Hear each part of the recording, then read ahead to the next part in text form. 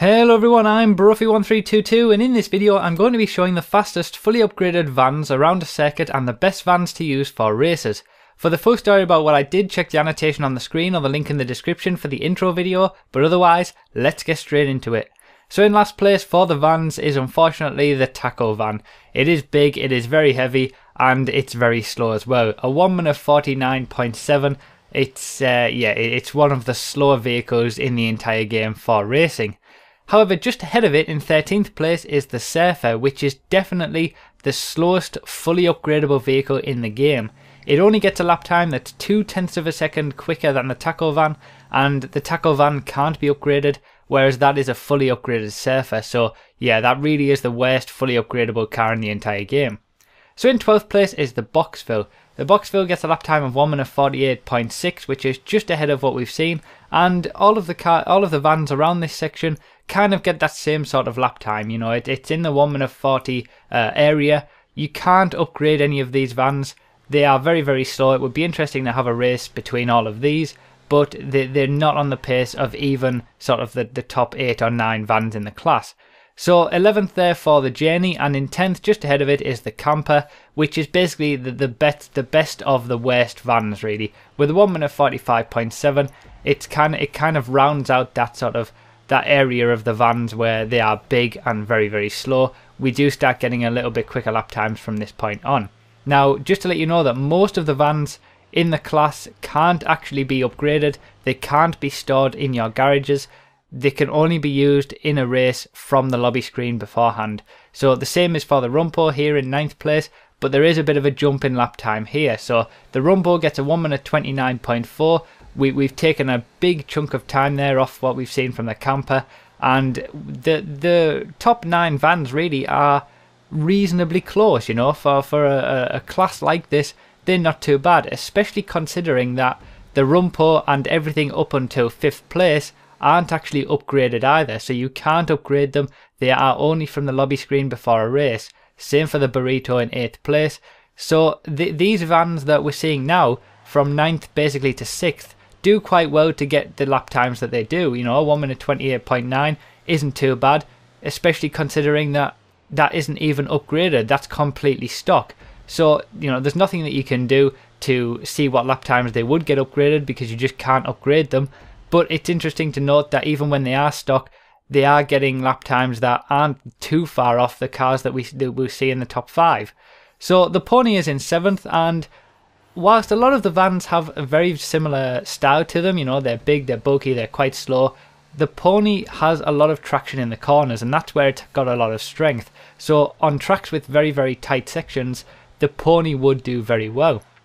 It does have a bit of a deficiency in straight line speed, but it's definitely the second best van if you are doing a stock vehicle race, and the best van if you're doing a stock race is the Clown van. Now the Clown van's strength is straight line speed. It's got very good speed in a straight line, obviously about a second quicker than what we just saw from the Pony there with a 127.8. Obviously you can't upgrade the Clown van, but if you are doing a race with vans and you can't use any custom vehicles, it's stock only, the Clown van is the one to choose, with the Pony a close second. So that's what you would choose if it was a stock race. Now let's get into the top 5, which are all upgraded. So in 5th place is the Bobcat XL. This gets a lap time of 1 minute 26.5. So as I was saying, it's not all that better than a non-upgradable Clown van, but it is still slightly quicker. So the Bobcat's very, very heavy. You know, it's very hard to get around the corners.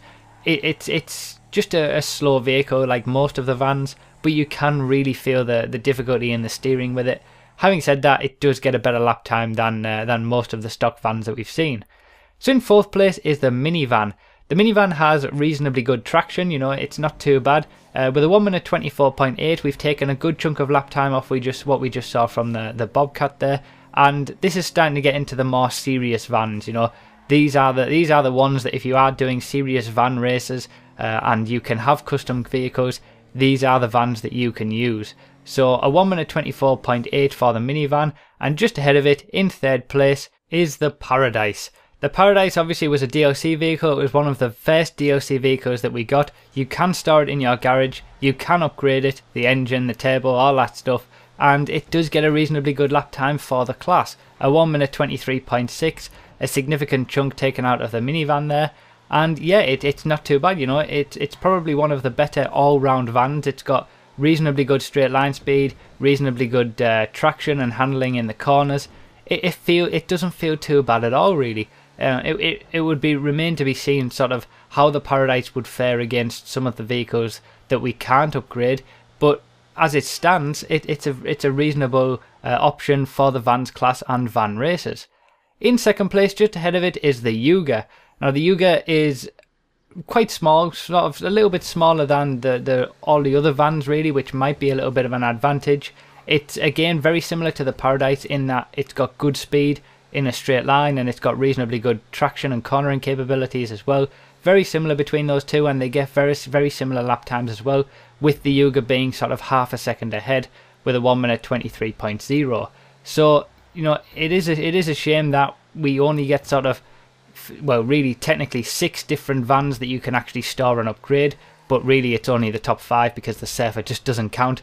But yeah, it is a shame that we can't see what all of the other vans can do. However, really it probably wouldn't matter, because the first place van is the Bison.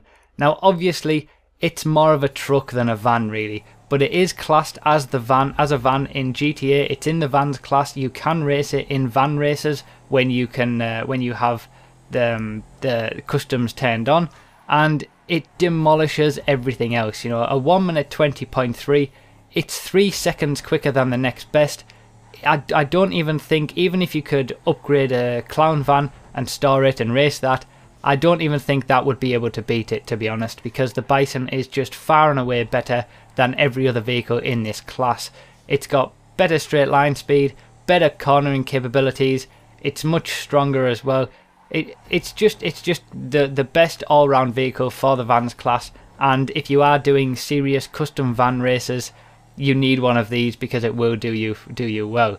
The one thing, just to let you know, that van races can only be activated in races that have a large grid formation. So if you are creating a race, make sure to have a large grid on it, and then you will be able to access vans for that race. Otherwise, if it's only a medium grid or a small grid, you can't have vans.